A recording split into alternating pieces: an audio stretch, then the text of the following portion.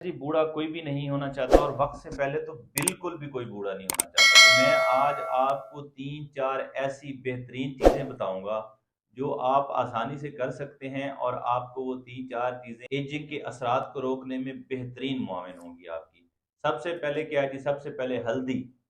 हल्दी जिसे हम अपने रोज़मर्रा खानों में इस्तेमाल करते हैं, किचन में इस्तेमाल होती है, लेकिन हम इसे बहुत लाइट लेते हैं। हल्दी बहुत बेहतरीन चीज़ है। हल्दी के अंदर एक बेहतरीन कंपोनेंट होता है जी, करक्यूमिन के नाम से। ये एक ज़बरदस्त एंटीऑक्सीडेंट है, और ये आपकी जो स्किन ढीली पड़ जाती है, जो आपके बुढ़ापे के असरात आने लगते हैं, जो आपकी स्किन लुढ़क जाती है, जो आपकी स्किन एजिंग के इफेक्ट नजर आने लगते हैं, तो ये उसको रोकता है। ये बेहतरीन किस्म का एंटी एजिंग है, और ये आपको जो है आपकी स्किन को बूढ़ा होने से, आपकी स्किन को डल होने से रोकता है। तो हल्दी का इस्तेमाल अपने खानों में एक अच्छी मिकदार में करें, ये आपको बहुत फ़ायदा देने वाली है। इसमें सिर्फ एक चीज़ का ख्याल करना है, ये फैट स्लोएबल है, इसको आपने फैट के साथ लेना है, दूध वगैरह के साथ लेना है, और ये अब्जॉर्ब बहुत लेट होती है।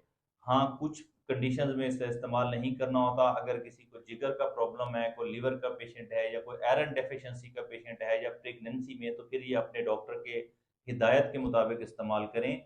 लेकिन हल्दी इस्तेमाल ज़रूर करें, ये आपको बहुत बहुत फ़ायदा देगी। और बाकी फ़वाइद के साथ, बाकी भी इसके बहुत सारे फ़ायदे हैं, इस पर मैं कंप्लीट ब्लॉग बनाऊंगा। आपकी एजिंग को रोकने के लिए इसका बेहतरीन इफेक्ट होता है। दूसरे नंबर पे है जी कोलेजन पेप्टाइड। आपकी बॉडी में जो सबसे एक्टिव प्रोटीन है वो कोलेजन है।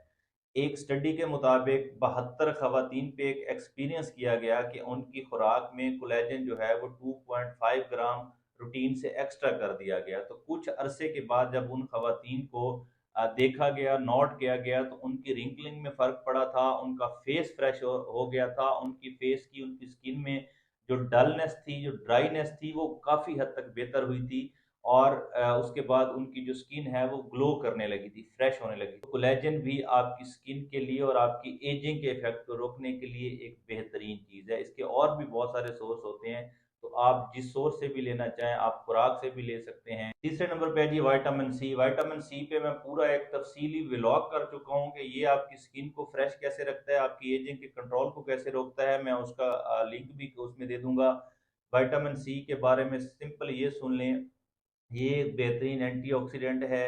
ये आपकी स्किन के खुलियों को रिपेयर करता है, ये आपकी स्किन को तरोताज़ा रखता है, ये आपकी वाटर की मिकदार में जिस्म को बेहतर रखता है, ये आपकी हाइड्रेशन को बेहतर रखता है, और ये आपकी एजिंग के जो असरात हैं उससे बहुत हद तक कवर करता है। इवन के विटामिन सी सीरम या मुख्तलिफ शक्लों में फेस पे भी लगाया जा सकता है।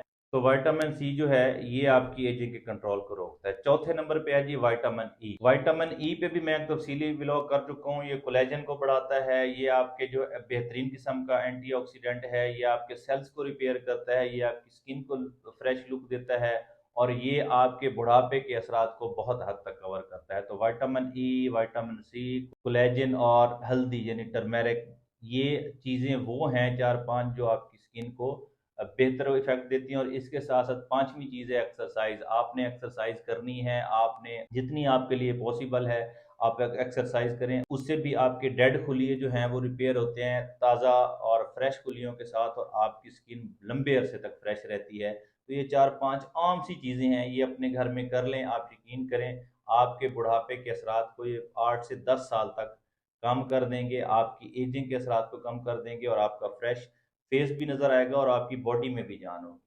Thank you very much.